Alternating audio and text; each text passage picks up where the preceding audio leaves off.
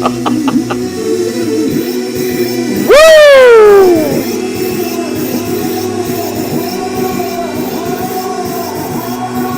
That's it. Come on, everyone file in, because it's that time again for the best damn opening, woo, in Facebook and YouTube live history. You know it's true because it came out of my face. Who? Asaltante Oso, that bear you all know, out of hibernation to entertain Raider Nation. What? You heard me. Everyone else. What? No, look, I know about the recent releases. I could care less. I could care less, okay? This draft was wicked. Often imitated, never duplicated. That fool with no hair that shouts like Ric Flair. Woo! What? Woo! The R8RBEAR!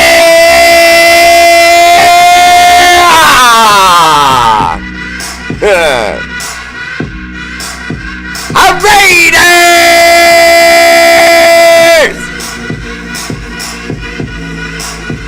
Come on, get in here.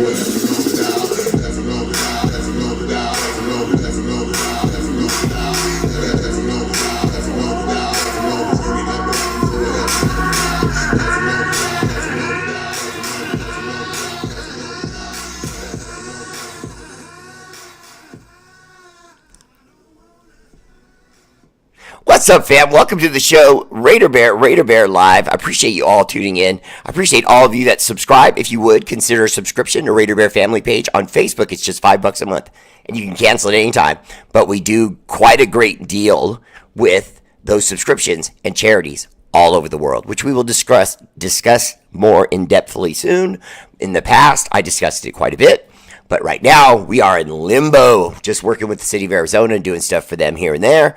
But we're trying to find a big project to really work with, and we just haven't found the right one yet.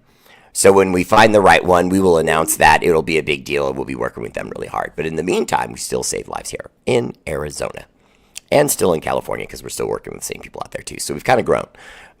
Even if we go to a third state, we'll probably keep going. Anyway, much love. Thank you. Welcome to everyone on YouTube. And with all that being said, R8RBEAR Live! First comment, MVP tonight goes to that Moji making son of a gun, Mark Vargas! What's up, B? Welcome to the show. Always there for R8RBEAR. Appreciate you, man. Much love. First place, Mark Vargas.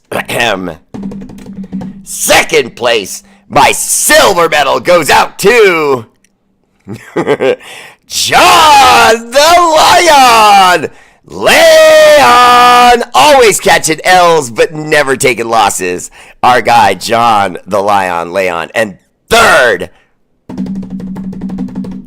bronze. And this guy knows what to do with a bronze. Ramiro, woo, Castro, cash flow. Screw your brother. No. Don't anybody get upset at that. That's code between me and Carlos. Okay, don't get involved in that. I mean Ramiro. Sorry, Carlos. I was about to say honorable mention to Carlos. Sorry, Ramiro. Honorable mention to Carlos Magana and David Pelcliva. What's up, DPC? Welcome to the show. My Facebook people, numero uno, number one, El Jefe tonight, Mike Hendu Henderson. Because if anybody can do, it's Hendu. What's up, Mike? Welcome to the show. Always there for R8RBEAR. Second place, my silver medal, goes to the other night's winner of my amazing car package, Karina True. Hello! Girl, look at you. I will have your stuff in the mail relatively soon. Appreciate you, and I hope you really enjoy that. Let's see. Third. Speak of the devil. Steven! And Mrs. Shaw! Steven knows, we're both, we've been in the game, this married game, for a minute, me and Steven. We know how you handle the wives, okay? Always with respect. So what's up, brother? Welcome to the show. Appreciate you tuning in, as always. And Steven Shaw, don't worry, I'm going to send you something nice because you were pretty close in your third place. Second place. J. Rob, what's up, brother? Welcome to the show. So I'm hearing a lot about the middle interior of the line, and I'm getting more and more excited.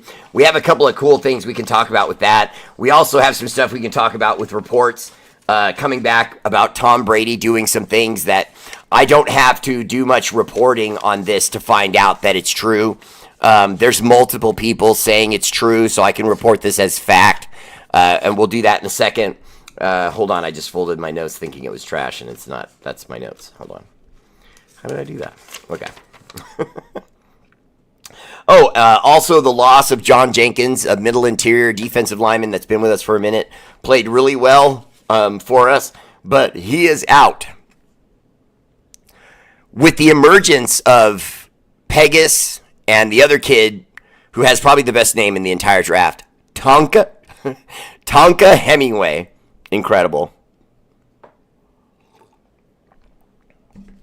They're going to be taking over the job there. Also, what's going on with TB, our minority owner upstairs, his relationship with the Raiders and the staff and the coaches, and what's going on there? We're going to talk about that in just a second. But first, I want to make sure I say hi to everyone, and I don't have any pending questions. I'm excited for the first time in a long time. Tony Make a Dip, what's up, brother? Welcome to the show. Chris Strong, Bear! Thank you, brother. Appreciate that. J. Rob said, hey, Bear. J. Rob, appreciate that. Should have got your comment up there. Jesse Parker, my fashion designer. Jesse, in no way was I implying that you should take that image that I sent you and turn it into a t-shirt. In no way was I implying that. And if I was implying that, I would have said on a white t-shirt so that her red hair stands out and all the cool color dimensions and so on. Because that is just so awesome. Look at her. She-Hulk in the hood. They got to do a She-Hulk in the hood. That would just be so dope. And like part of the transformation when she turns into She-Hulk would be that she just grows this hella dope afro. Like that one. Okay, I was a little off topic. We're talking about football. Shut up. Mark Alvarez, family in the house. Appreciate you. Okay, Ashton Ginty is going to have 1,000 yards, and he's going to win Rookie of the Year. Gabriel, I like that logic. I do, because we know the team is going to run the ball. Pete Carroll has made it very clear. And I kind of like it when a coach does that, because instead of acting like it has to be all sneaky and subterfuge, he's telling them, no, we're going to come punch you in the mouth. You know what I mean? And then he went out and built a team by, reinforcing our offensive line with 2 or 3 guys that can play. You know what I mean? And we already had a close to decent line. We just needed to work out right guard and right tackle. And now it looks like we have. And if we get Grant and some of these other guys that we drafted, I mean, we look for once in a long, long time like this, like the decisions upstairs are being made to win the fight in the trenches. When you win the fight in the trenches, you become a good football team. Look at the Eagles that just won the Super Bowl. What did they have? A hell of a line on both sides of the ball. And when you have that, you're always in football games. Even if you don't win a Super Bowl, your team's always going to be at the very minimum competitive. And that's what I want. I don't want the very minimum, but I mean, I want at least that, and then let us grow from that. I'm just going to go on a limb. I already feel like Pete Carroll's going to be a success. I feel like the first year we're going to be good, and then at the end of the season, everyone's going to be like, "Oh man, next year we're going to, oh my god!" And there's going to be actual reason to be excited because we'll get to the playoffs, probably win in the first round, and then go down in the second, and we're all going to be like, "Holy moly!" We have a good squad, and then next year it's just going to be on. And I just think that's what's going to happen. I think Pete Carroll's going to have great success in year one, and then in year two, he's going to build on that. We're either going to win a Super Bowl or we're going to get real close. You know what I mean? And I could see the setup for this year being like, we don't win the division, but we win the wild card and then beat whoever we meet in the first round. So that we look better, but we didn't actually win the division yet, but we look better. And then the following season, we dethrone the Chiefs or whoever else wins it this year, and then grow from that. And then, God, I'm just praying, just re-sign Pete Carroll, please. I just have a bad feeling that Tom Brady's going to want to say, hey, we've built it. We don't need Pete Carroll anymore. Let's bring in my guy, whoever that is, because he wanted to do that originally with Ben Johnson. Remember, it didn't work. Pete Carroll was an afterthought of other plans that didn't come out. They wanted Mike Vrabel. That didn't work. They wanted Ben Johnson. That didn't work. And God knows who else they called, and then finally settled on Pete Carroll, who I think is the best man for the job. If you really look at his resume carefully and the way we're built right now, it's a win-win for both sides. I think we're going to play well these next 2 years, and then I just pray we sign him. I really do. And I say that with no guarantee that Pete Carroll's going to win a Super Bowl, but at least he came and made us winners again, made us the Raiders again. You know what I mean? I want to see that again. Mark Alvarez, because of a turn in the health of some of the family on my wife's side and mine, it's hard for us to plan games. We're kind of going through it. I won't lie. Steven Shaw! Armando Medrano, what's up, brother? Welcome to the show. What's good, Bear? What's good with you, Jesse? Welcome to the show. Corinna True. Whoa. Still saying it. Hello! It slipped out of my hands. I moisturize before the show. I do. I just do. My hands are slippery. That's just a joke. Mike Henderson said, can't wait until August, right? Dustin King. What's up, Dustin? Welcome to the show. Antoine Anthony, how you doing, man? Welcome to the show. Okay, so, Antoine Anthony, I like that. Wounded Warriors. Okay. I mean, it's not like I've never heard of that, but I didn't think about it, so I'll put it down. That's a good one, actually. Because I can get involved with them. I can show you guys results, you know what I mean? Because they mail out mailers just like some of the other, like when we were working with Red Cross and some of the other places that we're dealing with, we were getting, shots for COVID out there. We were saving lives in Africa and different places. Getting kids in schools and so on and so forth. With the military, they always send you like a package that says thank you and all that cool stuff. So yeah, we can do something like that. Commander Bell, what's up, brother? Welcome to the show. Joe Holman, what's up, Joe? Yo. Antoine Anthony, what's up, man? Mama Bear, Antoine Anthony said hi. Michael Purifoy, the birthday boy in the house. Everyone give Michael Purifoy his happy birthdays. What's up, brother? Welcome to the show. You don't look a day older. Rodney Fuller, what's up, man? Welcome. Matt Morris, always there. I hope to see you and Mama in Houston when we black out Houston, Texas this upcoming season. We did go year before last, but we'll try and get out there. It's hard, but we'll try and get out there. So what's your opinion on coach bringing their kids into coaching staff? Pete Carroll brought in Brennan Carroll. You want to show him your mug? The Romanti mug. There it is. Raider Bear and Mama Bear getting all hugged up. There we go. Yeah, no, they don't have to read it. That's just personal.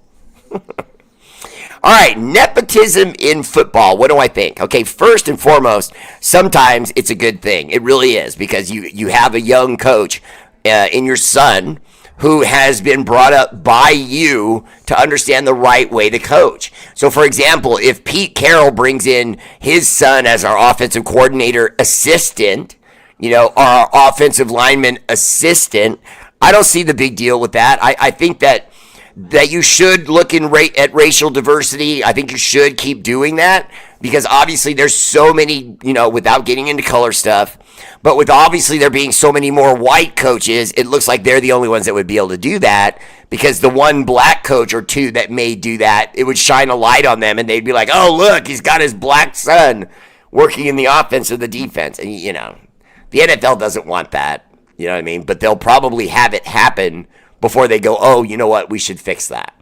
But honestly, to put a finite point on it, I don't have a problem with it because I don't know how you police it.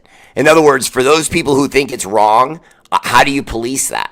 How do you say a family member that's completely qualified for the job shouldn't get the job simply because it's your son or he's your dad? You know what I mean? I don't know. You know what I mean? It does prevent people from getting a chance, though. So I don't like it in that way. I think if you're taking a job that doesn't really take a job from others, then that's kind of different.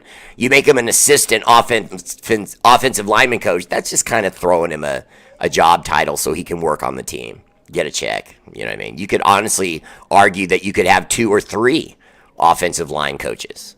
You know what I mean? So who are we putting butts in tonight? The team we're putting butts in is the one I told you guys 5 freaking years ago would suck for a really long time. Woo! And that was those stupid, silly, powder blue, kicked out of their own home. Like those hobbits that got driven out of the hill by a dragon. Those San Diego Chargers, now unlovingly the Los Angeles Chargers. They're going to suck eggs.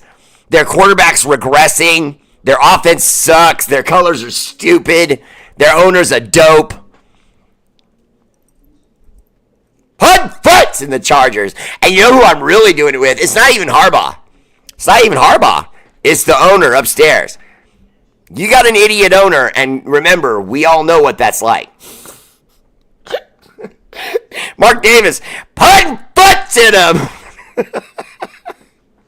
But the owner of the Chargers, yeah, he's a nincompoop, and he doesn't understand football, but acts and plays like acts and makes decisions like he does. It's stupid.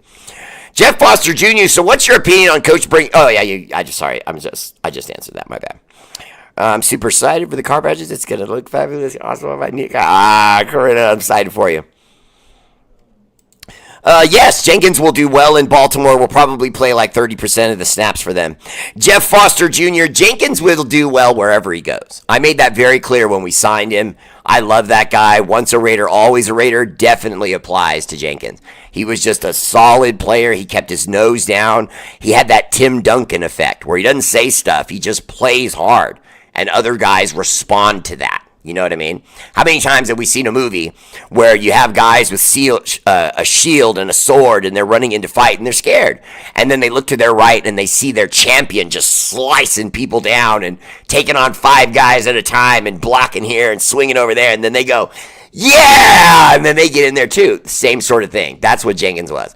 So now, these new kids, Pegas and Tonka Hemingway coming in, they've got a lot of pressure on them because we just basically said by getting Jenkins, hey, you guys are better. We see better in you guys, and we want to see it on the field. Now, here's the Tommy effect that I wanted to talk about. And I can't believe I'm going to say this, but I want to prove that my show is true, that I'm honest. I don't give you guys a lot of flim-flam. I tell it like it is, okay? Although I'm not a big fan of that man, because he took, in my opinion, he disrupted a dynasty that I felt like was beginning for us. Charles Woodson, Greg Beekert, and all those guys, they were going to win us a ring, and he derailed that. But, well, he didn't do it personally. The refs called the call. But anyway, Tommy Boy is creating that atmosphere that existed in New England. And when I say that, what I mean is Tommy Boy is creating that mojo that existed in New England of do your job, and there is a threat on your back. There is a hot seat, and you're sitting in it from day one because every single day I've got Spy Tech looking on the lines, looking on the wire, calling people, sending out emails, who's available, who's hot, who did this team let go that we liked in the draft, etc., etc. And if they see people that can establish themselves and take your position, bye-bye, buddy. I mean, Tom came out and went right at Geno Smith and said, I better see what I saw from you in 2022 and 2023. Because if I don't, you're gone. And I was like, wow. And then I checked the reports. He really did say that to him. I got to admit, I like that. I like that, guys. It's when your job is easy, you perform easy. There's a softness to people when their job is their job and there's no pressure on them. Now, I'm not saying pressure is fun, because there are a lot of people who are watching me right now probably have a lot of pressure at work, okay? I'm not trying to say you're having fun or that you should enjoy that. None of those things. What I'm saying is that you're probably one of the best at what you do in the industry you work in if you, in fact, work under pressure of losing your job, of having delays or deadlines not met, and you know you got to get cracking. And then what happens? You do it. And year after year you do it. And you end up at that job for a really long time. John Jenkins is a proven guy that when you let him go, you're saying to those guys, you got to be that middle now. It's on you. So I like the gamble, and I like that they're telling them and they're being upfront with all of it. For example, they're gaslighting Malcolm Kuntz hard. I mean, there's articles out calling him a dynamic player. I almost dropped my phone. A dynamic player? Max Crosby is a dynamic player. What are we doing with Malcolm Kuntz? I mean, he made a few plays. All right, I get it. He got some sacks. He looked good. But, I mean, can we all take a breath? I mean, because all of us watching this show that know Raider Nation and know the Raiders and know those games, Malcolm Kuntz has always been sort of, he had a moment with AP when we had Coach AP. He had a moment, and he really played well for a 5-6 game period. He had like 8 sacks. That's great, but he had a burst. You know what I mean? He had an outburst. That's it. He got a little bit lucky with a couple things. A couple offensive linemen missed him. He got through, got hits and sacks and pressures. And for those last 5 or 6 games of the beginning of AP's interim coaching, he was a monster. But what are the odds he's going to duplicate that if the 3 years prior to that he didn't do anything like that? I'm a firm believer that a guy can be really good, show skills, hold them and show them, but not superstar skills for 3 years. But then in year 4, that blossom pops, and suddenly it's beautiful. And now you're getting pressures and sacks and busted plays and tackles in the backfield, all that stuff. Well, he better do it this year. I know he's got more than the 1 year deal, but he better do it this year. Because he is getting gaslit by reporters and the Raiders staff itself saying, this is his time and all that. Come on. I don't see it. Tanamoku, don't know anything about Brennan and his experience. Hope he didn't get the job just because of his dad. Didn't know about the other son. Correct. Hi, Bear. The kids are down for the night, I'm assuming, and my lovely wife, Peggy. Hi, Peggy. Who is throat clearing the nose? Has had another throat clearing nose. Steeler fan is watching with me. What's up, guys? Welcome to the show. Oh, and to the Steeler fan. Just kidding. No, I'm not. Welcome to the show, brother. I'm just kidding. I love opposing fans. Talk about Ginty and what's dropping those sticks playing the catching the game. Does he have Kenny Pickett hands? Real question. Of course, Piano Man. I'm not really concerned about Ginty because the only thing that they've talked about that I had any concerns about, he kind of killed. And that was the fact that, and for those of you who don't know this, I'm giving you scoop, but Chip Kelly went to Ashton Ginty and changed his actual stance in the backfield before he receives the ball, which for those of us that know football, that can be very derailing of a player. Even the smallest things like that, because it can get into his psyche. It can take away from his concentration, being concerned with whether or not his right foot is in front of his back foot, or if his left foot is in front of his right. Come on, man. Just leave the kid alone. Then After the fact, I heard he actually liked it. Now, that could just be PR stuff and the kid's just saying the right thing to be cool with the organization and all that. But he seemed confident with it. I don't understand why he'd lie. I mean, for example, if he wasn't confident and he didn't like it, just don't comment about it. You know what I mean? Hey, Austin Ginty, I'm a reporter with blah, blah, blah. Can you tell me what you think of the new stance that Coach Chip gave you? You know, so far, it's cool. You know, I'm getting used to it, and we're going to work on it some more. Next question. And that's it. And just move on. And he didn't do that. He smiled. He talked about it. Seemed confident about it.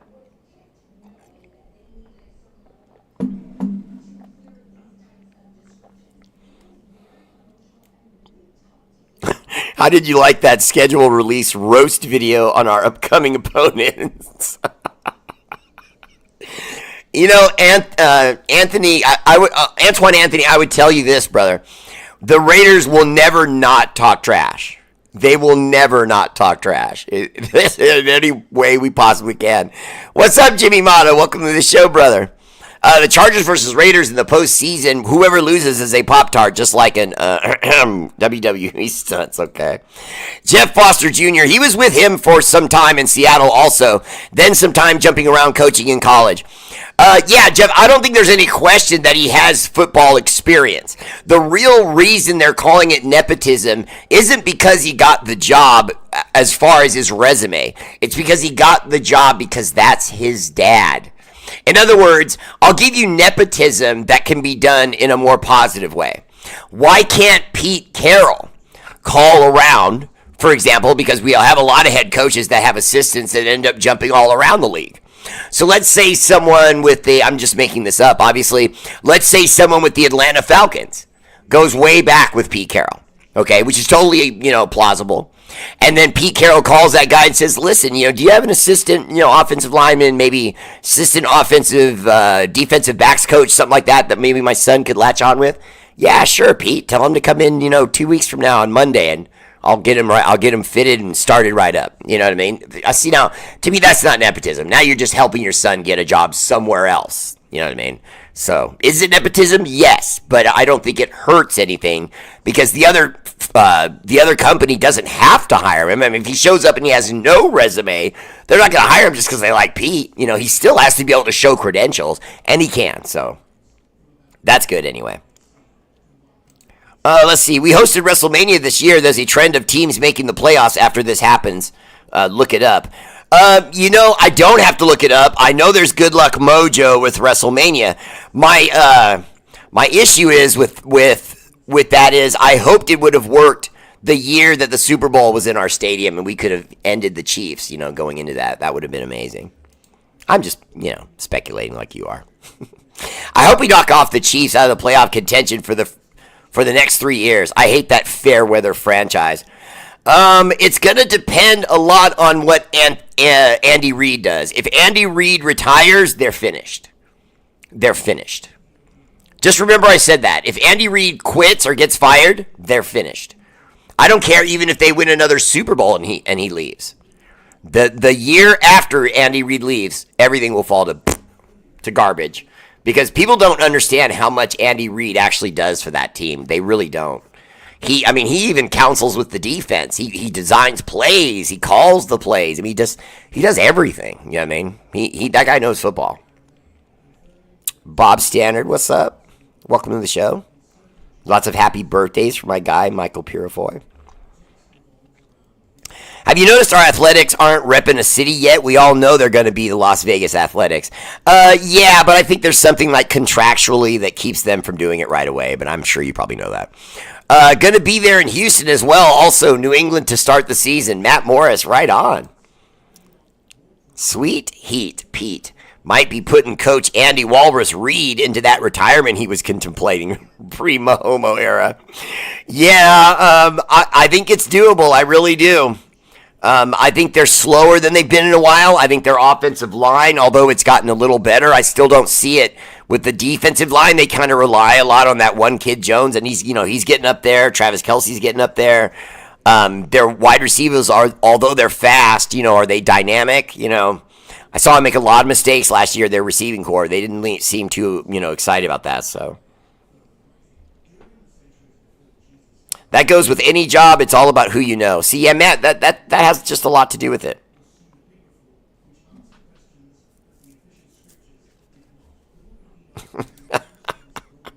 John Leon, stop it.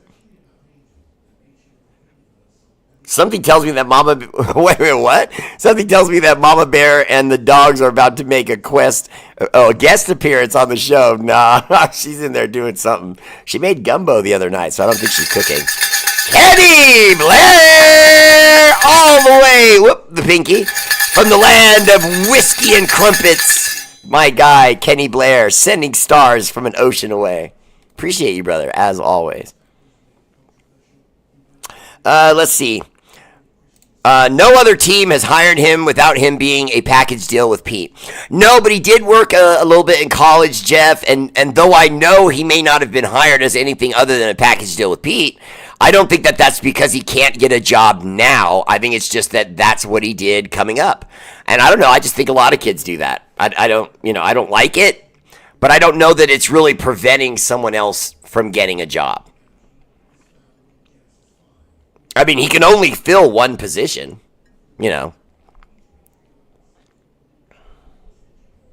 Troy Gill said, nice cap, and what's new with the Raiders? Well, what's new and surprising to me is the attitude that Tom is now starting to demonstrate, that he is acting like iron sharpens iron. I want great talent in here, and if they're not playing hard and I don't see results from certain players, they're out of here. And he went as high as the quarterback to Geno and said, come on, man. I think that down deep, Tommy Boy wouldn't mind if Cam Miller got a shot in 2, maybe 3 years. In other words, in Geno Smith's second season, win or loss, Cam Miller is going to get a look in the preseason. You know what I mean? He's going to get a look to see if maybe he could bring something that Geno's not.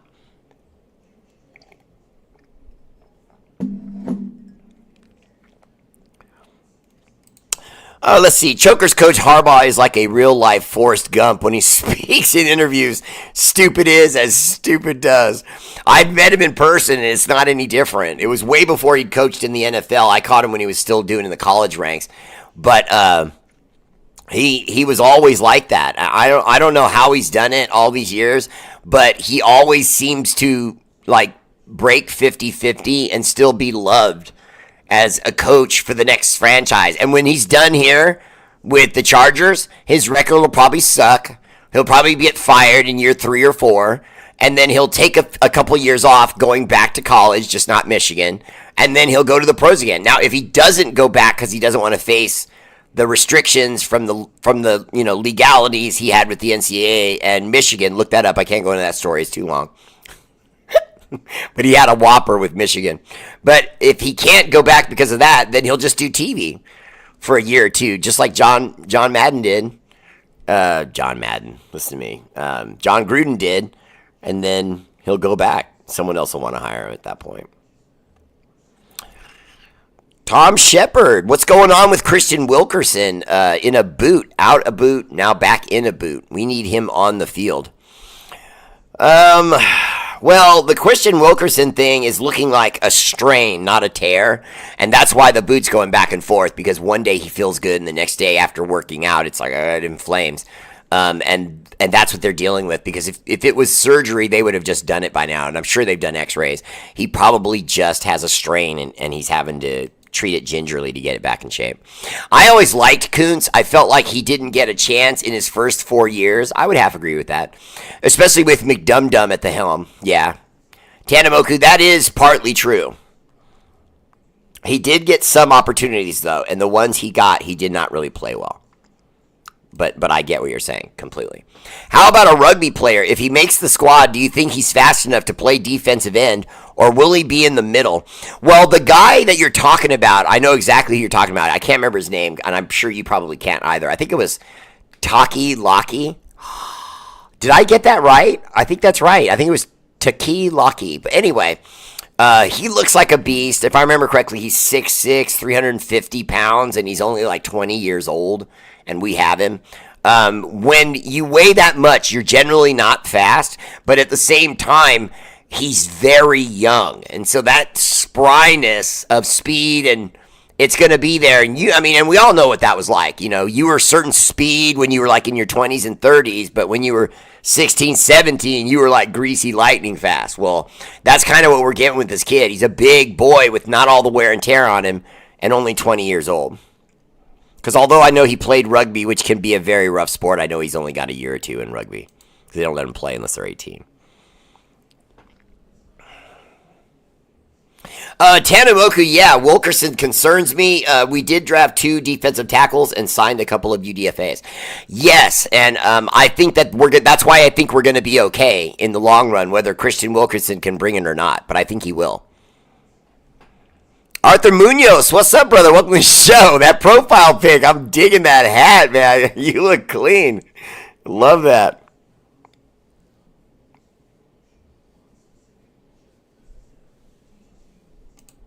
Let me see. You mean Wilkins? That restructured contract gave me a bad gut feeling. They converted a large part of his salary into a large signing bonus. I think that was tantamount to not releasing him, because otherwise he might have been a casualty like Jenkins. So he compromised, took the redo in the contract to create space for the team and value for himself to still remain in his roster spot. It's smart. You see that happen all the time to players that, let's be honest, he's not a star. So you see that happen to players all the time. Kim Calhoun, what's up, brother? Welcome to the show. I call Kim my brother. Raiderettes are like my brothers. Corona! True. Hello! Appreciate the love on the stars. I appreciate that you're enjoying the show and do that, and really, really appreciate it. So do you think that Carr's going to retire a Raider? Armando, I don't know, only because I think he felt like a lot of kindness from the Saints. You know what I mean? How they brought him in. But at the same time, I've already heard that he's already said, I'm a Raider. You know what I mean? So I can't imagine him retiring with anyone else or going into the Hall of Fame with anyone else. And for those of you who are shocked at what I just said, you better get ready. Because remember, there was a point where Derek Carr threw for 4,000 yards. I think it was, 5 straight seasons? Something like that. It was some crazy number. But he threw for like X amount of seasons consistently with 4,000 yards. Now, they weren't in winning seasons oftentimes, but you could argue it wasn't all his fault because he was putting up numbers. You know what I mean? And those numbers just didn't equate to wins because he couldn't get enough defense to hold those wins. Well, honestly, Jeff, we do still have Deuce Gruden, but I think that's because he's done a good job. You know what I mean? And I have to think down deep that Deuce thought his dad was going to win his way back into the league, and now he has. So now he may leave us because of that. You know what I mean? Now that John's going to be able to come back to the NFL. Has Mr. Aaron Rodgers called it quits yet? He needs to. He washed up. Well, Antoine Anthony, he doesn't want to turn the lights out just yet because the moment that he does, no other team's going to call.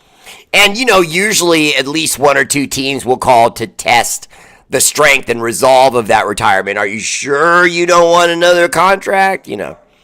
So a lot of guys, though, it ends up being physical and they just don't want to tell you that. So they just say, no, I don't need the money, blah, blah, blah. And in reality, they have a broken disc in their back and their doctors told them, yeah, you could play and you could also end up in a wheelchair. So, adios. I actually had a doctor say that to me once. I had an accident.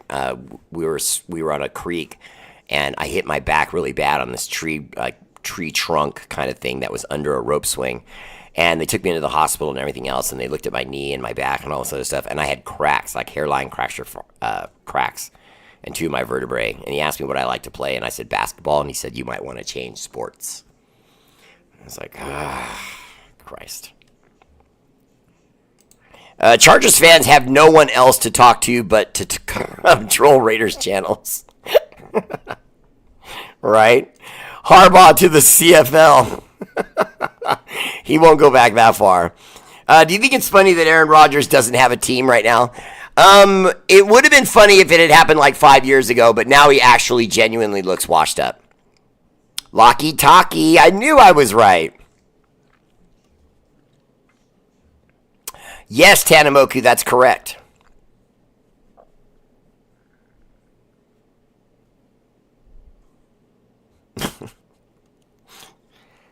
Steven Shaw.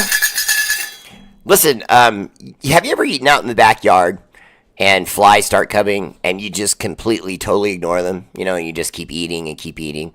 You got to kind of see Piano Man that way. He's not a Raider fan, you know. He's here to see a good show, and that's what he's seeing. And so, you know, he's got to give you guys a little shit, and, you know, you just give him a little shit back. Don't worry about it. You know, it's no big deal. We're all keeping it classy.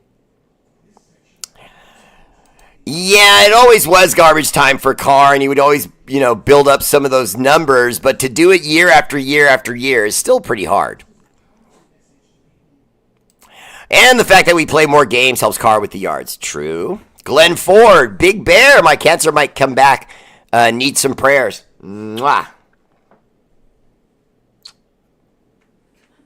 Glare, that one's for you. Glenn, that one's for you, brother. Much love. Stay strong, brother. God has a plan. It's never wrong.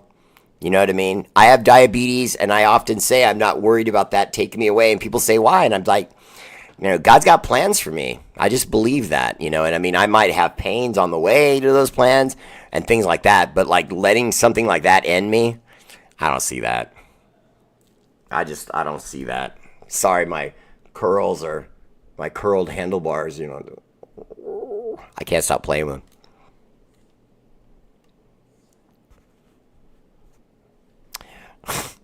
Jeff, I don't really think that's the plan.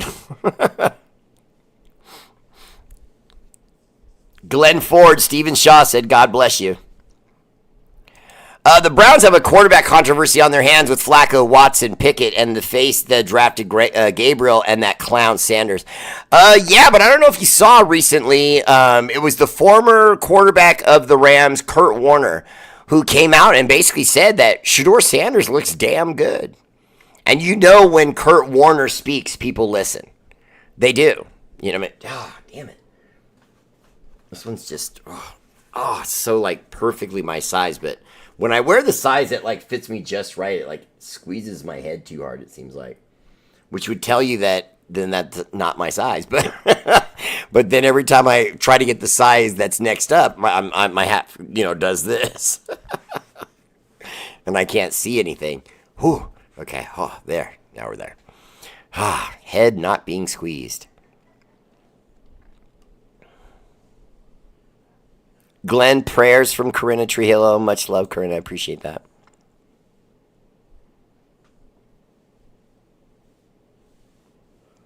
Let's see. The Browns got a quarterback controversy. You know, honestly, I don't really think they have a controversy. I just think that they have Shedeur Sanders in a bad situation.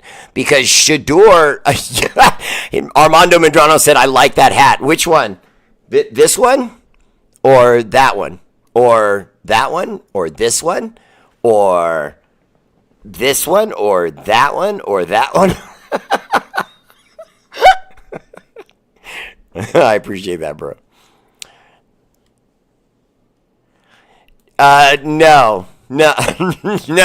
The visors are very 90s, Antoine Anthony. I will be passing on any visor, no matter what it looks like. I appreciate that, Armando. I'm just kidding around with you. Current Warner with the hot take. I just feel so bad for Gabriel.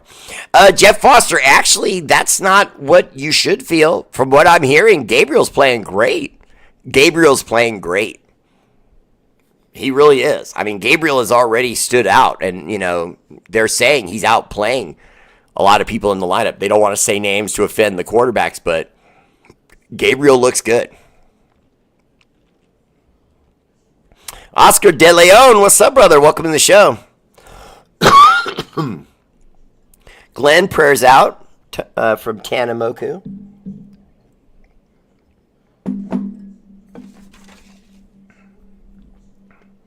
Okay, going back to my notes here. So, I think that the fact that we signed Darren Porter is going to end up paying dividends. The kid's tough. He's got an attitude. He actually played wide receiver a little bit in school before going into college. So, I think it was Indiana State. I'm going off memory, but he played a little bit of wide receiver prior to going to the college ranks, so he has wide receiver hands. He knows how to check the ball in the air and bring it down. So even though he's going to be playing cover corner for us, he's going to have those skills in the air where he can beat wide receivers and come down with the ball. And I really love that he brings that skill with him to the position. But more importantly, he also brings that cover corner strength to the position, because the guy runs a 4.3 flat, I think it was, or a 4.25 or some blazing speed. So pretty nice that we got in another defensive back with some real speed.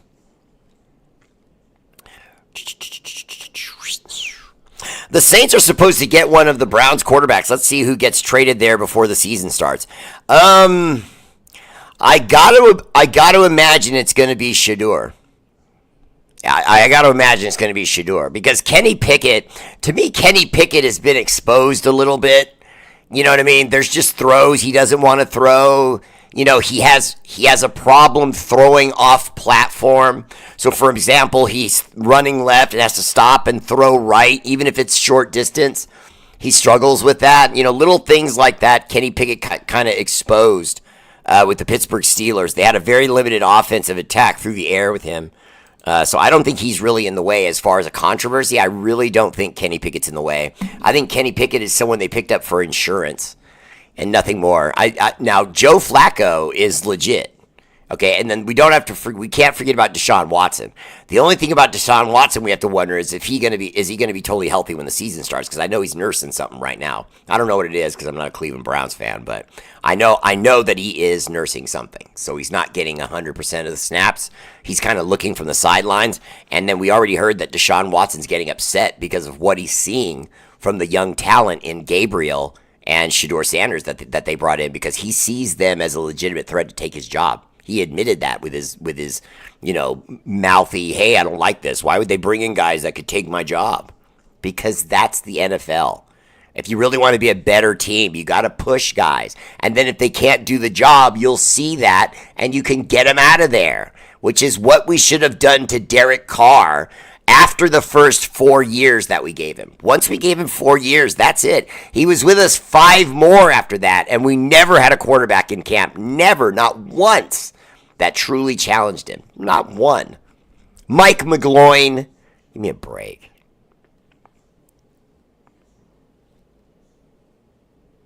Appreciate the compliment, Piano Man. Raider Chivas, good evening, everyone. Greetings from Yuma, Arizona. What's up, Raider Bear? Raiders! Raider Chivas! I couldn't have said it better myself. I love your last name, too, by the way. Chivas, that is dope. I hope I'm saying it right. I mean, he got drafted before Shedeur, but everyone's paying attention to Shitter. Jeff Foster, I think it's because there are a lot of people who would rather say Shedeur is the more impactful guy. In other words, I think what some people have as the story on Dylan Gabriel is that he's the best he's going to be right now. In other words, he looks like starter ability. He looks like he can command the job. But once he gets on the field, can he handle pressure? Is he going to look at the defensive line and lose sight of the play and then have to panic and run? Or is he going to just fold and get sacked? Is he going to throw interceptions or maybe fumble the ball because he runs panicking? There's 100 things that you can look at Dylan Gabriel and say, there's a very good chance this guy could bust. He's coming in with a very robotic mental state where he says, I'm just going to take the play sent in by coach and execute that play. And that's good in college, but sometimes you have to see something happening in front of you, audible, and make it work. And I don't know if that's Gabriel's thing. We're going to have to see. We need more time. You're not going to see that right now from camp, but can they see it from camp? Yes. And so the fact that Shedeur is still in the conversation, I think, is more about that he's playing fairly well in camp and not about the fact that he's Deion Sanders' son. Elizabeth Davia, what's up, love? Welcome to the show.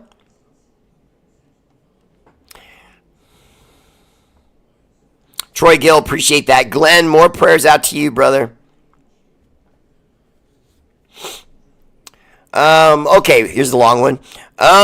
Wish Pete would have brought in Sorensen, the coach, to the DB. Sorensen failed miserably as the Niners defensive coordinator.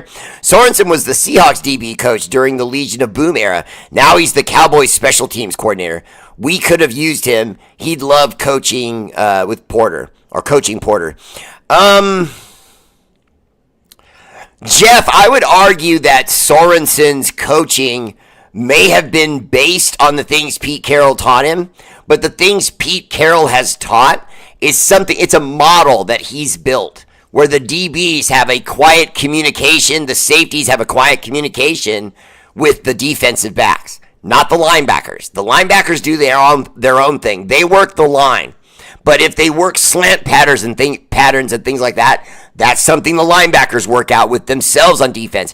What Pete Carroll does is he comes over the top of that and says, no, instead of just the captain of the defense, the linebacker in the middle calling out the defense, I also have my defensive backs and my safeties in a constant communication with simple hand signals behind their back. And that's how they can communicate quickly. Hey, we're running this, or we're running this, or we're running this within those quick seconds. And then they're always in the right place as a result of that, or at least where they wanted them to be. And there's no confusion. I think he probably ran into problems because he wasn't going to be allowed to teach that system at other jobs because it wasn't his system. He's going to go into the door, the team's already going to have a system, and just expect him to work with the DBs. Well, that's probably not his strength. His strength is probably more to teach Pete Carroll's system. But I will say, admittedly, though, I don't know that for sure. Any news on how Christian is doing with his foot? I hope he's healthy by the start of the season. We're all hoping for that, but the problem is that big men, when they have foot problems, the only thing that works is rest. And because they had to interrupt his foot during practice, that means they have to send him home at some point. Because you can't keep running him out there and aggravating the same thing. You have to give him time and let it heal. The problem with that process is that when it's not a tear, it always takes longer when it's a strain, which I know sounds weird, but I worked with physiotherapy associates for over 5-6 years, working with different chiropractors and so on in their gym and going out with them on runs to introduce ourselves to doctors to show them that we had the credibility to take care of their injured patients. So that's what I did for quite a while. I didn't do it for only 5 years. I only did it for this one company for 5 years, but I used them as my example because I had a great time there. I worked with a lot of different athletes. And whenever I got big men that had foot issues, if they didn't have a tear, it could take anywhere from 2 months to 3 weeks. It all depends. Because when there's strains, there's no way to know how each person's body will respond to that. The only thing we know for sure is when they're big guys and they get strains like that, it's harder. A guy like me that's on a slimmer frame, I strain my arch or a foot in the muscle in the bottom of my foot. You know, it's nothing. Because my foot's not holding up a lot of weight. It's not really being strained that badly. So I can wrap it with kinesio tape, put a pad in there, and I'm good. And they'll do the same with him. This is Peggy. The only thing I'll give you is the legendary Immaculate Reception. I've watched the play many times with my dad, and it was BS. Other than that, foot's in ya.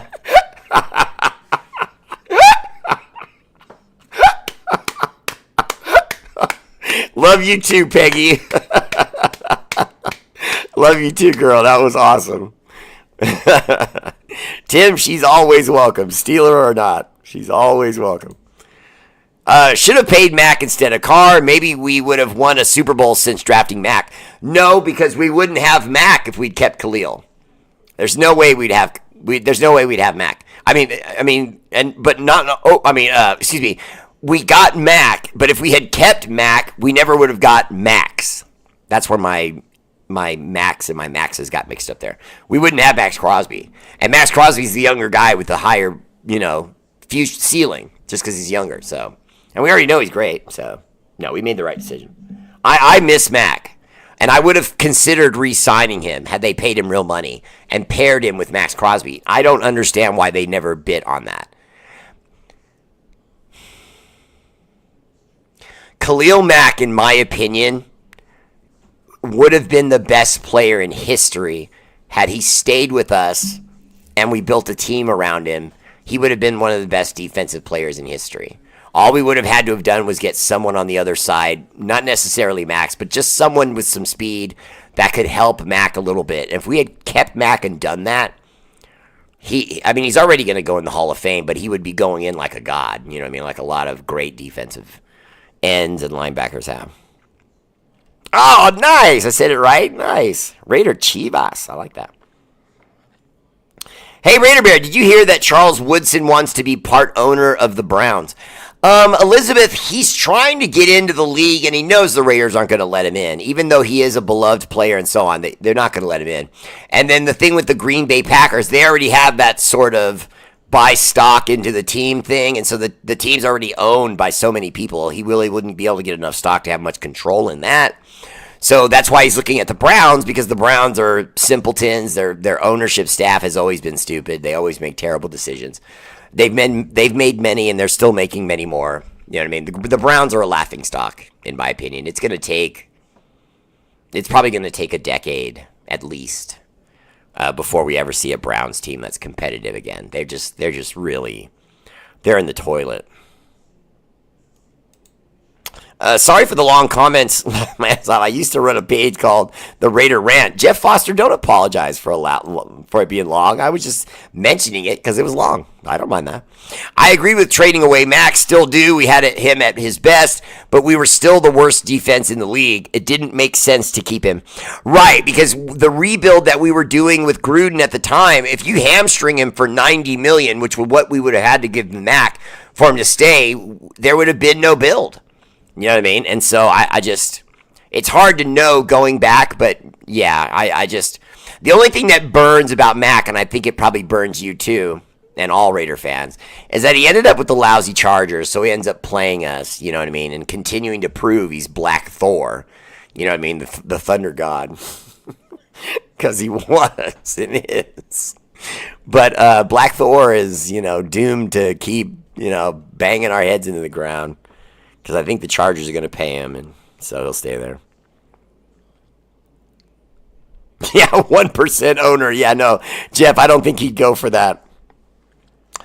Tim Rappaport, the Allen family, Davis family, the Davis family just doesn't trust in that way. It's why when you guys heard a few years ago that Magic Johnson wanted in, Mark Davis wouldn't let him in. And he let Tom Brady in because he knows that Tom Brady is a minority owner and nothing more. And so he doesn't really have any power. But in reality, Mark Davis is an idiot because the NFL has a grandfathered in policy in their contracts. Now, most of your kids that come into ownership of a franchise because their parents die or just sell it off, they get that clause, which just basically means that grandfathered in owner can have 1% of the stock and is still the overall dominant owner. In other words, you could give up a ton of the stock, become a multimillionaire, but just keep 1%, and they can't move the team, they can't change the colors, they can't do anything without your approval, even though you have the least shares. It's because you got grandfathered in. So those guys that are just like rich tech guys that went in, like the guy with the Washington Commanders, he doesn't have the grandfathering. You get what I'm saying? So he has to keep majority stock or he would lose his power.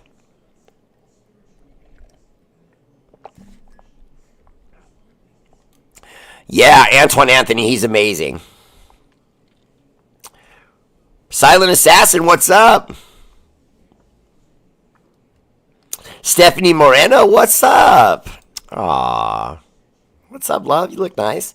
Let's see, that 5-sack game or whatever he had against us still haunts me. Yeah, but at the same time, I'm just going to admit it's cool seeing Khalil Mack still destroy people. It is. You know what I mean? I don't care what jersey he wears. I love Khalil Mack. You know what I mean? That guy is he's a different breed. You know what I mean? It's just the combination. He's like LeBron in football. The combination of athleticism and size and power and to have all that muscle and still be able to play well and move fluently. Just an amazing player.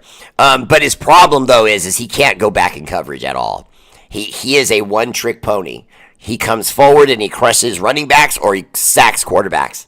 That's it. He cannot back into coverage. He cannot cover even a slant play, even a simple slant play, where all he's got to do is look at the guy next to him that's just off the tight end, the inside wide receiver. And all he's got to do is backpedal and watch that guy.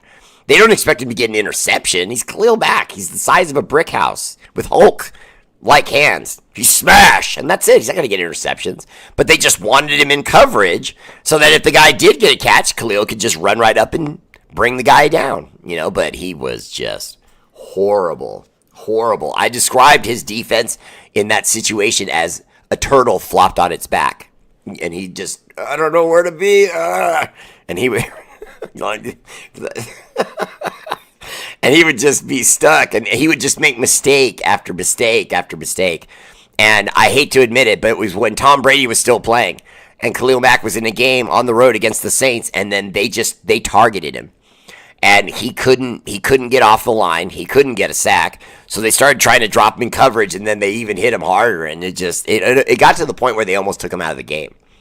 So he's limited in that. He's got to have a partner on the line, just like we need to get one for Max. Talking about the chokers just reminded me, we don't have to see Big Noza Boza twice a year now. Yeah, that's nice, but that guy sucked anyway. He only ever met us once, because we would always play the Chargers twice, just like the Chiefs and the Broncos, but he always would get hurt every single year, so we would either not play him in the first game or not play him in the second one. And in the meantime, he would be talking garbage to us the whole time. Who does that? You're not even in the game because you're injured and you're talking trash from the sidelines on social media. Joey embarrassed himself, if you ask me, when he did that. I don't know if you've noticed, he's been kind of quiet ever since that comment he made about how Derek Carr folds like furniture, backyard furniture when he feels pressure. Yeah, okay, but just the problem is the pressure wasn't ever coming from you. He's a bum. I mean, we always had par tackles at right tackle during his period there, and he still could only get there sometimes. Brady and Seawood went to Michigan together. They played on the roster. They won together. So, yeah, Seawood and Brady are good friends. But I don't know how good, because Wood tried to get Brady to admit about the tuck rule when Brady was still playing, and he refused. He wouldn't do it on camera. He only did it off camera. I got no respect for that. And then he waited until he's a part owner of the Raiders to go, okay, it was a tuck thing and it shouldn't have happened. I fumbled. Well, nobody cares now. And it just feels like you're trolling us because you wait until you're a part owner to tell us. Why don't you hold us down in a back alley, you bully, and just start slapping our face back and forth? That's not good enough either, is it? Stand up and pee on us, Tommy. I hate that guy. I don't care if he's a part owner. I do like the iron sharpens iron, though, attitude that he brought from New England to us. I do like that. I won't lie. I do. I like the fact that he is literally going through the roster and saying to guys, you better bring it. I'm watching you. Because if you don't bring it, I'm going to bring in someone to bring it to you. And then you will bring yours home permanently. I like that. I want guys to feel like if I don't perform, I'm going to lose my job. I like that. I don't think it's fair. I don't think it's cool, but it's iron sharpens iron, man. Mack and drafted Allen instead of Farrell. Best two defensive ends in football. Okay. Glenn Medina, you caught the bear. What's up, brother? Welcome.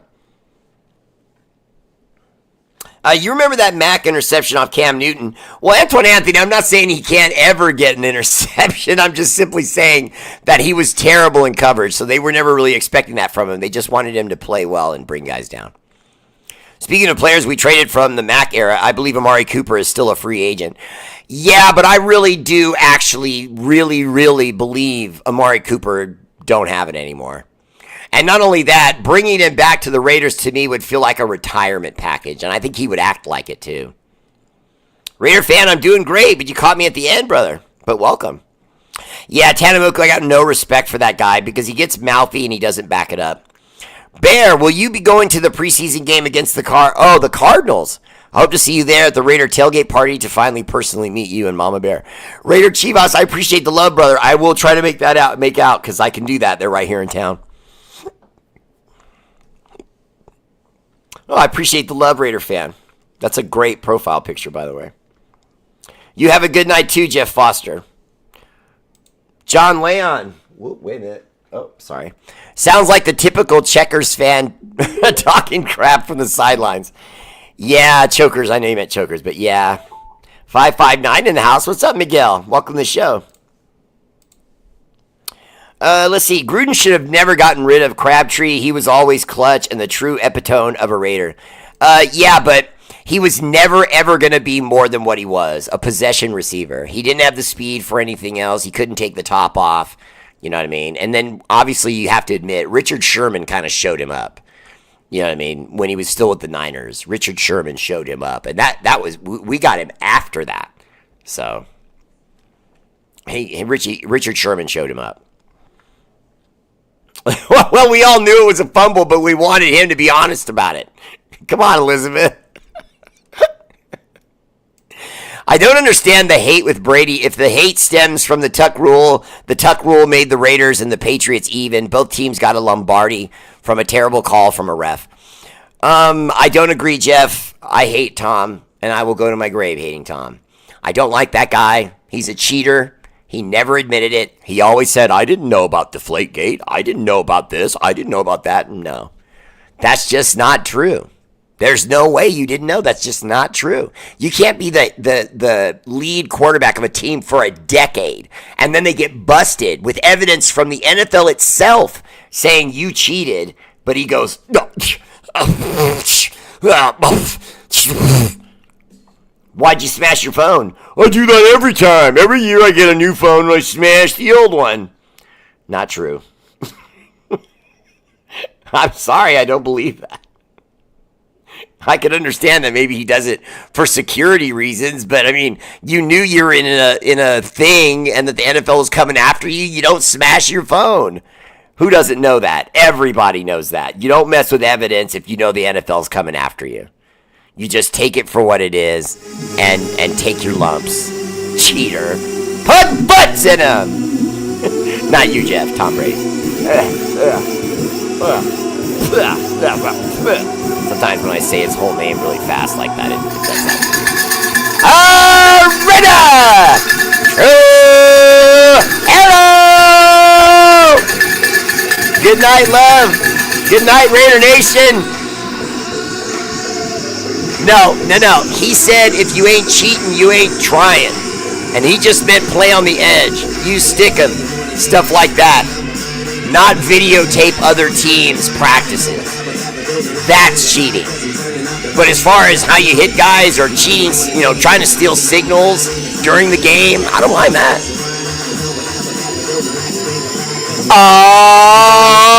Let's go! No, we're not going any further. It's the end of the show. Knock it off.